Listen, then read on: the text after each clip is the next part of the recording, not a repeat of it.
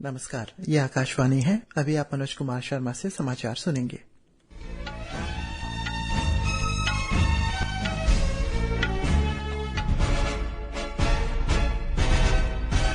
पहले मुख्य समाचार। प्रधानमंत्री नरेंद्र मोदी ने दिल्ली विश्वविद्यालय के शताब्दी समारोह के समापन समारोह को संबोधित किया। कहा, भारतीय विश्वविद्यालय को वैश्विक मान्यता मिल रही है। जम्मू कश्मीर में बालतल और पहलगाम दोनों मार्गों से वार्षिक अमरनाथ यात्रा कल से शुरू होगी। भारत ने संयुक्त राष्ट्र सुरक्षा परिषद में सुधारों में देरी की आलोचना की। चीन के राष्ट्रपति शी जिनपिंग 4 जुलाई को भारत द्वारा आयोजित शंघाई सहयोग संगठन के शिखर सम्मेलन में वर्चुअल माध्यम से भाग लेंगे। और दक्षिण कोरिया के बुसान में भारत ने ईरान को हराकर एशियाई कबड्डी चैंपियनशिप का खिताब जीता। अब समाचार विस्तार से। प्रधानमंत्री नरेंद्र मोदी ने कहा है कि भारतीय विश्वविद्यालयों को उनकी भविष्यवादी नीतियों और निर्णयों के कारण शिक्षा क्षेत्र में वैश्विक मान्यता मिल रही है।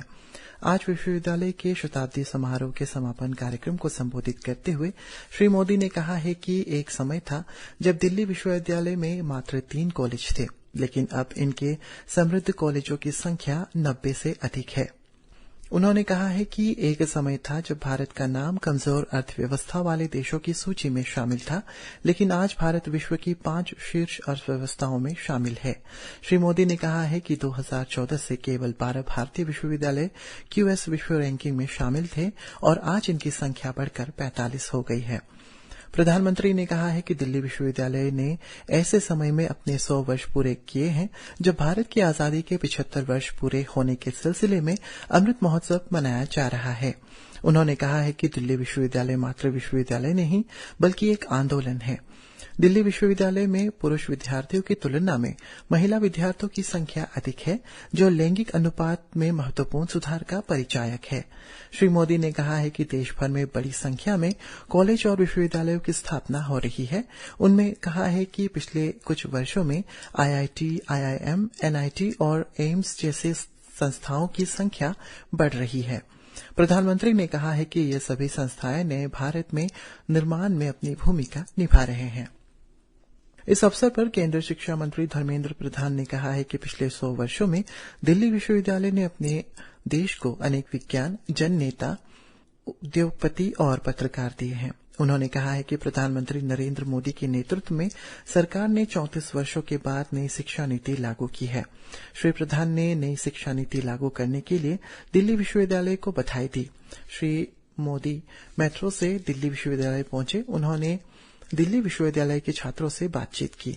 प्रधानमंत्री ने दिल्ली विश्वविद्यालय, कंप्यूटर केंद्र और प्रौद्योगिकी संकाय तथा एकेडमिक ब्लॉक के भवन का शिलान्यास किया। ये तीनों भवन विद्यालय के उत्तरीय परिसर में बनाए जाएंगे। दिल्ली विश्वविद्यालय की स्थापना 1 मई 1922 को हुई थी। जम्मू कश्मीर के उपराज्यपाल मनोज सिन्हा ने आज तड़के जम्मू में भगवती नगर के आधार शिविर में श्री अमरनाथ जी यात्रा का पहला जत्था रवाना किया। इस जत्थे में 3400 से अधिक तीर्थयात्री शामिल हैं। यात्रा औपचारिक रूप से पहलगाम के नुनवान और कश्मीर के गांदरबल जिले में बालताल के लिए औपचारिक रूप से आरंभ होगी। इस बीच जम्मू कश्मीर में अमरनाथ यात्रा से जुड़कर एक सुरक्षा वाहन उधमपुर जिले में दुर्घटना का शिकार हो गया, जिसमें एक पुलिस उपाधीक्षक समेत 4 लोग घायल हो गए। हालांकि यात्रा का काफिला सुचारू रूप से जारी है। ये दुर्घटना उस समय हुई जब जम्मू श्रीनगर राजमार्ग पर उधमपुर में बालीनाला के पास सुरक्षा वाहन सड़क के किनारे एक नाले में गिर पड़ा। दुर्घटना में घायल लोगों को उपचार के लिए उधमपुर जिला अस्पताल ले जाया गया। संयुक्त राष्ट्र महासभा के अंतर सरकारी बातचीत को इसके अगले सत्र में सुरक्षा परिषद को सुधार के लिए सौंपे जाने का भारत ने कहा है। ये साथ ही कहा है कि ये और एक व्यर्थ अवसर है। भारत ने सुधार में देरी किए जाने की आलोचना की है। भारत ने कहा कि ये प्रक्रिया सही प्रगति प्राप्त किए बगैर अगले 75 वर्ष तक जारी रह सकती है।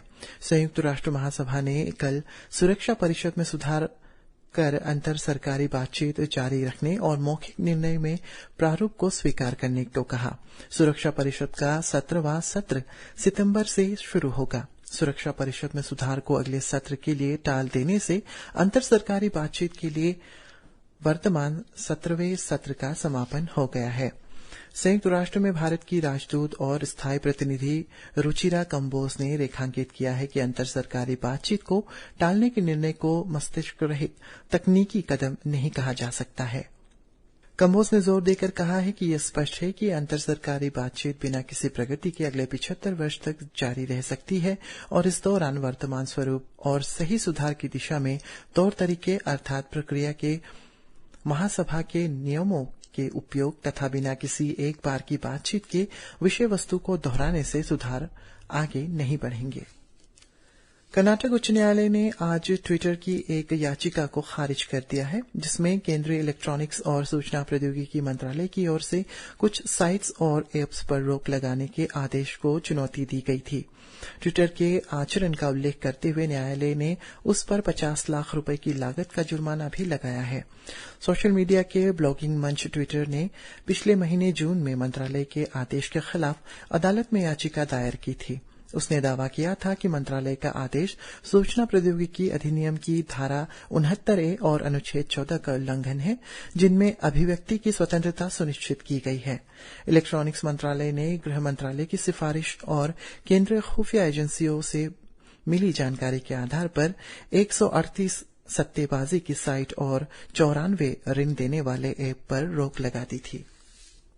आकाशवाणी की महानिदेशक डॉक्टर वसुधा गुप्ता ने कहा है कि आकाशवाणी देश में रेडियो प्रसारण का सूत्रधार है। उन्होंने कहा है कि एकमात्र सार्वजनिक प्रसार में जनता का बहुत विश्वास है और इसलिए इसकी जिम्मेदारी भी बहुत बढ़ जाती है। उत्तर प्रदेश के वाराणसी में उत्तरी क्षेत्र के अंतर्गत आकाशवाणी के 3 कार्य क्षेत्रों यानी कार्यक्रम, क्षेत्रीय समाचार इकाइयों और आकाशवाणी की बिक्री के प्रमुखों के सम्मेलन को संबोधित करते हुए महानिदेशक ने सोशल मीडिया के वर्तमान युग में आगे रहने के लिए विषय वस्तु, सामंजस्य और रचनात्मकता पर जोर दिया। उन्होंने प्राकृतिक आपदाओं के कठिन समय में 14 देश के सुदूर क्षेत्रों में महत्वपूर्ण जानकारी प्रसारित करने में आकाशवाणी की भूमिका की सराहना की। उन्होंने आकाशवाणी के विभिन्न विभागों के प्रमुखों के साथ संस्थान को मजबूत करने के लिए साथ मिलकर काम करने और आगे बढ़ने को भी कहा। मेक्सिको के कुछ हिस्सों में पिछले 2 हफ्तों में गर्मी और 50 डिग्री सेल्सियस से अधिक तापमान के कारण कम से कम 100 लोगों की मौत हो गई है। मेक्सिको के स्वास्थ्य मंत्रालय ने बृहस्पतिवार को बताया है कि सभी मौतें लू और लोगों के शरीर में पानी की कमी के कारण हुई है। इस महीने मेक्सिको में 3 सप्ताह की भीषण गर्मी ने ऊर्जा डिग्री को भी प्रभावित किया, जिसके कारण अधिकारियों को कुछ क्षेत्रों में कक्षाएं निलंबित करनी पड़ी और साथ ही मेक्सिको वासियों को परेशानियों का सामना भी करना पड़ा। चीनी राष्ट्रपति शी जिनपिंग अगले सप्ताह भारत की मेजबानी में होने वाले शंघाई सहयोग संगठन SCO के वर्चुअल शिखर सम्मेलन में भाग लेंगे।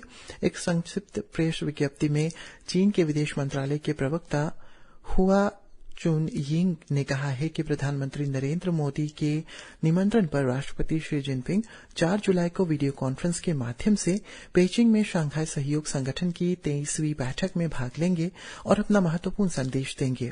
भारत की मेजबानी में हो रहे इस शिखर सम्मेलन में जिनपिंग की भागीदारी के बारे में यह पहली आधिकारिक घोषणा है। SCO एक प्रभावशाली आर्थिक और सुरक्षा संगठन है जो महत्वपूर्ण अंतर्राष्ट्रीय संगठन के रूप में उभरा है। इसकी स्थापना 2001 में शंघाई में एक शिखर सम्मेलन में हुई, जिसमें रूस, चीन, किर्गिज गणराज्य, कजाकिस्तान, तजाकिस्तान और उज्बेकिस्तान के राष्ट्रपति शामिल थे।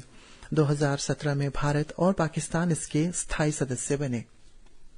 और दक्षिण कोरिया के बुसान में आयोजित एशियाई कबड्डी प्रतियोगिता 2023 के फाइनल में आज भारत ने ईरान को 42-32 से हरा दिया। एशियाई कबड्डी प्रतियोगिता में 9 आयोजनों में भारत का यह 8वां खिताब है।